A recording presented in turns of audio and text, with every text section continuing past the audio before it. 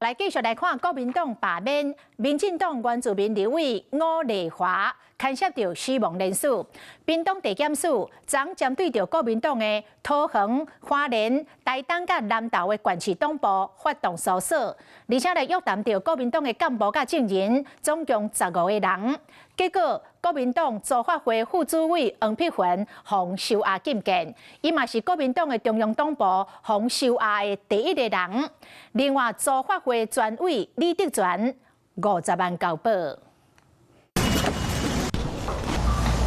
调查局人员手提牛皮纸袋仔行入国民党地方党部，屏东地检署1号侦办罢免民进党立委吴丽华连续诉造假案，兵分道路对国民党桃园、花莲、台东、南投等县市党部发动搜索，嘛甲侦办的战绩攸关到党中央。会不会担心这把火可能接下来会烧到党中央的？前联无后怕挂喙案国民党组发会副主委黄碧云6月25日调查局约谈，土地白事部外组发会专委李德全嘛共款去约谈，当时去问到这题无加做回应，不过过一礼拜黄碧云就正做党中央去先爱头一人，嘛伫咧透早规定了后裁定收押禁见。检方伫咧1号半暝精神认为国民党组发会副主委黄碧云涉嫌伪造文书，含违反各自法定罪嫌疑真大，向法院先押禁见。组发会专委李德全通知50万交保，另外组发会董监徐先生、专员郭先生分别通知20万交保。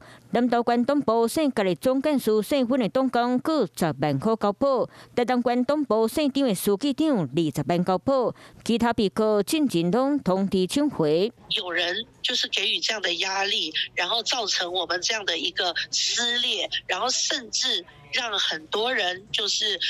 可能陷入这样的一个犯罪的一个疑虑当中。那我真的是觉得说，中央真的应该要站出来扛起来。我们希望司法还是要回归到证据的法则，要按照原来法律所规范的这样子去办案，千万不要不合比例的大幅的搜捕。检方这一遍搜索行动约谈9位犯罪嫌疑人含6位证人，拢总10个人到案说明。按针对罢免含反罢免各阵营交锋不断，检方继续侦办幽灵连署，约谈名单含后续的司法攻防备受关注。